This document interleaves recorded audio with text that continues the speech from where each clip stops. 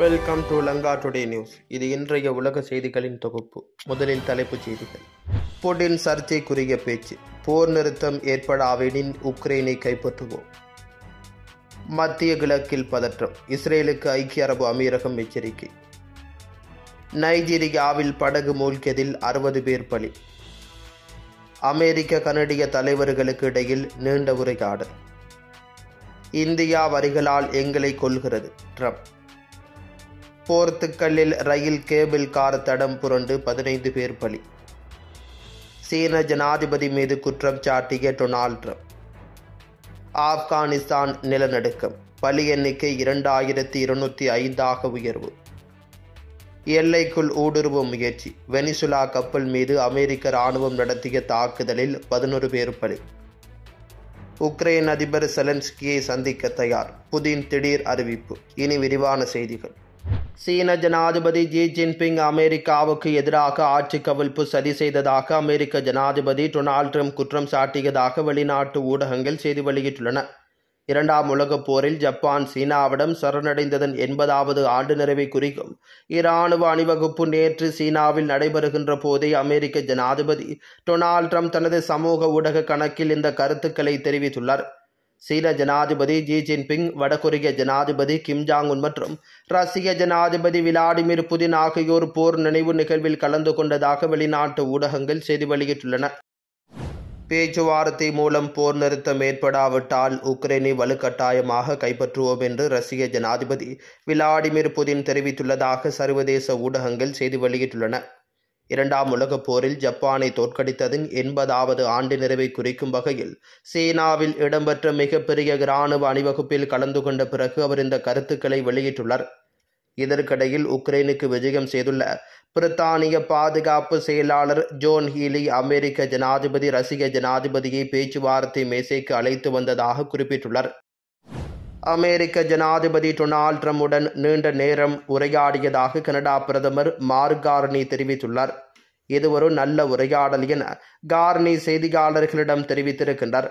வர்த்தகம், புவிசார் அரசியல், தொழிலாளர் பிரச்சினைகள் உள்ளிட்ட பல்வேறு விஷயங்களை பற்றி விரிவாக கலந்துரையாடியதாக தெரிவிக்கப்படுகின்றது. வர்த்தக ரீதியான பிரச்சினைகளுக்கு எப்போது இணக்கப்பாடு எட்டப்படும் என்ற கால வரையறைகளை வெளிப்படுத்த முடியாது என தெரிவித்துள்ளார். பொதுவாக கனடாவுக்கு உலகிலேயே சிறந்த வர்த்தக ஒப்பந்தம் உள்ளதாக தெரிவித்துள்ளார். கனடிய பிரதிநிதிகள் குழு ஒன்று அமெரிக்காவில் பேச்சுவார்த்தை நடத்தி வருவதாகவும் வாஷிங்டனில் இந்த பேச்சுவார்த்தைகள் நடத்தப்படுவதாகவும் தெரிவித்துள்ளார். வடமத்திய நைஜீரியாவில் 80 பேரை ஏற்றிச் சென்ற படகு மூழ்கியதில் 60 பேர் பலியாகியிருக்கின்றனர். நைஜீரியாவின் வடமத்திய நைஜர் மாநிலத்தில் பயணிகள் 80 பேரை ஏற்றிச் சென்ற படகு இவ்வாறு விபத்துக்கு உள்ளாகியிருக்கின்றது. மலாலே மாவட்டத்திலுள்ள தூங்கன் சுலோவிலிருந்து துக்குவுக்கு துக்க நிகழ்ச்சிக்கு சென்ற போது குறித்த விபத்து நடைபெற்றுள்ளது. இந்த விபத்தில் 60 பேர் உயிரிழந்ததுடன் 10 பேர் ஆபத்தான நிலையில் மீட்கப்பட்டுள்ளனர். மேலும் பலர் இன்னும் தேடப்பட்டு வருவதாக தெரிவிக்கப்படுகின்றது. குறித்த படகு அதிக சுமையுடன் பயணித்தமையே இந்த விபத்துக்கான காரணம் என்பது விசாரணையில் தெரிய வந்திருக்கின்றது. நைஜீரியாவில் அண்மை காலமாக படகு விபத்துக்கள் அதிகளவில் இடம்பெற்று வருகின்றமை குறிப்பிடத்தக்கது. ஆக்கிரமிப்பு மேற்கு கரையை இணைக்கும் இஸ்ரேலின் திட்டத்திற்கு ஐக்கிய அரபு அமீரகம் எச்சரிக்கை விடுத்துள்ளதாக சர்வதேச ஊடகங்கள் செய்தி வெளியிட்டுள்ளன. ஆபிரகாம் உடன்படிக்கையை சிறுமைப்படுத்தும் வகையில் இந்த முடிவு அமையும் என்றும் ஐக்கிய அரபு அமீரகம் கூறியுள்ளதாக தெரிவிக்கப்படுகின்றது. இஸ்ரேலிய அரசு இது தொடர்பாக எந்தவொரு அறிவிப்பையும் வெளியிடவில்லை. மேற்கு கரையில் 4 பகுதிகளை இணைக்கும் அறிவிப்பை இஸ்ரேலின் நிதி அமைச்சர் பெஜலேல் ஸ்மோட்ரிச் வெளியிட்ட நிலையில் ஐக்கிய அரபு அமீரகம் இந்த நிலைப்பாட்டை எடுத்துள்ளதாக தெரிவிக்கப்படுகின்றது. காசா இஸ்ரேல் மோதலில் மத்திய கிழக்கில் செல்வாக்குமிக்க ஐக்கிய அரபு அமீரகம் இஸ்ரேலை எச்சரித்துள்ளது மிகுந்த முக்கியத்துவம் பெற்றிருக்கின்றது. ஐக்கிய அரபு அமீரகத்தின் இந்த நேரடி எச்சரிக்கையால் மத்திய கிழக்கில் பதற்றம் அதிகரித்துள்ளமையும் குறிப்பிடத்தக்கது. ஆப்கானிஸ்தானின் கிழக்கு பகுதியில் கடந்த 31ஆம் தேதி நள்ளிரவு 6 ரிக்டர் அளவிலான நிலநடுக்கம் ஏற்பட்டது. இந்த நிலநடுக்கத்தில் குனார், நஹங்கார் ஆகிய மாகாணங்களில் சுமார் 6782 வீடுகள் முழுவதுமாக இடிந்து நாசமாகி இருக்கின்றன. இடிபாடுகளுக்குள் சிக்கிய மக்களை மீட்கும் பணிகள் தொடர்ந்தும் நடைபெற்று வருகின்றன. இதனைத் தொடர்ந்து தற்பொழுது வரை 2205 பேர் பலியானதும் 3194 பேர் படுகாயமடைந்திருப்பதும் உறுதி செய்யப்பட்டிருக்கின்றது. மேலும் அங்குள்ள சமமற்ற நிலப்பரப்புகளினால் நிலநடுக்கம் பாதித்த பல கிராமங்களை மீட்பு படையினர் சென்றடைய மிகவும் கடினமாக உள்ளதாக கூறப்படுகிறது. இதுவரை மலை கிராமங்களில் வசித்த மக்களின் நிலை குறித்து தகவல்கள் வெளியாகாத நிலையில் பலி எண்ணிக்கையானது மேலும் அதிகரிக்கக்கூடும் என அஞ்சப்படுகிறது. இந்தியா வரிகளால் எங்களை கொல்கிறது என தெரிவித்த அமெரிக்க ஜனாதிபதி ட்ரம்ப், நாம் வரி விதிக்காமல் இருந்திருந்தால் இந்தியா ஒருபோதும் இந்த சலுகையை அறிவித்திருக்காது என்றும் குறிப்பிட்டுள்ளார். ஸ்காட் ஜென்னிங்ஸ் ரேடியோ நிகழ்ச்சியில் அமெரிக்க ஜனாதிபதி ட்ரம்ப் குறிப்பிடுகையில், சீனா வரிகளால் எங்களை கொல்கிறது, இந்தியா வரிகளால் எங்களை கொல்கிறது, பிரேசில் வரிகளால் எங்களை கொல்கிறது. அவர்களை விட வரிகளை பற்றி எனக்கு நன்றாக தெரியும். இந்த உலகில் வரி விதிப்பு பற்றி என்னை விட நன்றாக புரிந்து கொண்டவர் வேறு எவரும் இல்லை. இந்தியாதான் உலகில் அதிக வரி விதிக்கும் நாடாகும். ஆனால் இப்பொழுது அமெரிக்கா மீது இனி எந்த வரியும் இருக்காது என்று அவர்கள் என்னிடம் கூறியுள்ளனர். இந்தியா மீது 50% வரி விதிப்பு இல்லாவிட்டால் அவர்கள் இந்த முடிவுக்கு வந்திருக்க மாட்டார்கள்.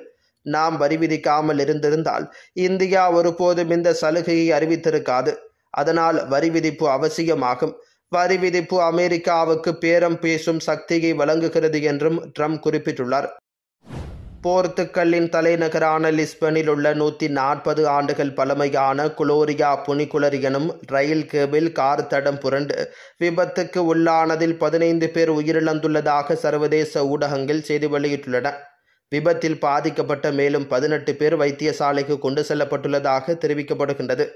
அவர்களில் 5 பேர் ஆபத்தான நிலையில் உள்ளதாக அந்த நாட்டு ஊடகங்கள் தெரிவிக்கின்றன.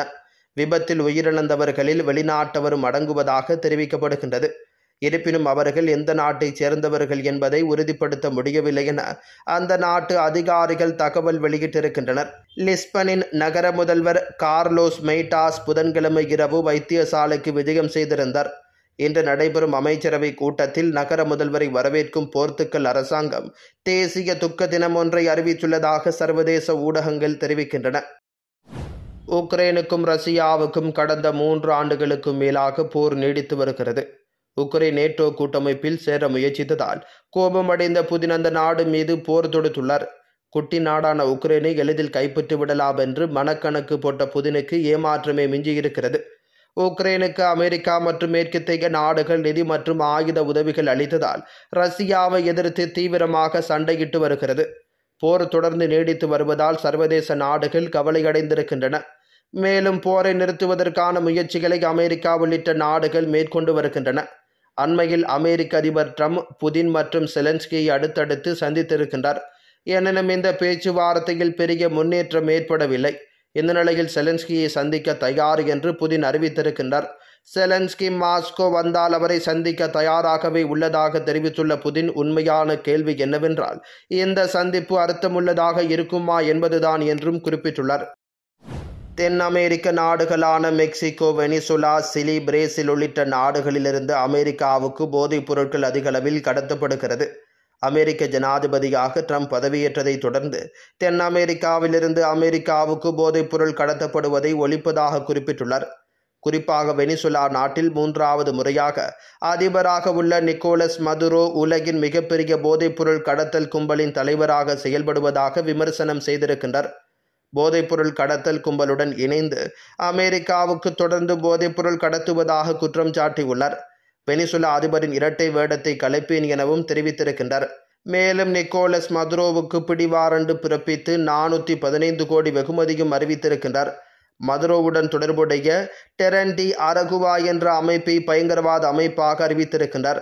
போதைப்பொருள் கடத்தலை தடுக்க அட்லாண்டிக் பெருங்கடலில் உள்ள அமெரிக்காவின் ஆளுகைக்கு உட்பட்ட தீவு நாடுகளான கரிபியன் தீவுகளில் அமெரிக்க இராணுவத்தின் போர்க்கப்பல்கள் தீவிர ரோந்து பணி மேற்கொள்ளவும் உத்தரவிடப்பட்டிருக்கின்றது. இந்த நிலையில் ரோந்து பணியின் போது டெரண்டி அரகுவா அமைப்புக்கு சொந்தமான வெனிசுலா கப்பலொன்று அமெரிக்க எல்லைக்குள் ஊடுருவ முயற்சிப்பதாக அமெரிக்க போர் விமான ரேடாரில் தெரிந்திருக்கின்றது.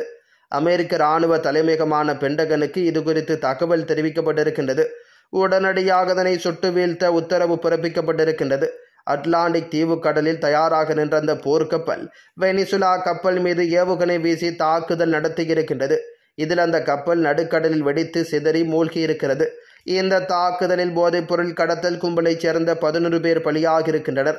இந்த நிலையில் வெள்ளை மாளிகையில் நடந்த செய்தியாளர்கள் சந்திப்பில் அமெரிக்க ஜனாதிபதி ட்ரம்ப் இதனை உறுதி செய்திருக்கின்றார். ஆனால் இந்த தாக்குதல் சம்பவத்தை வெனிசுலா தகவல் தொடர்புத்துறை மந்திரி முற்றிலுமாக மறுத்துள்ளார்.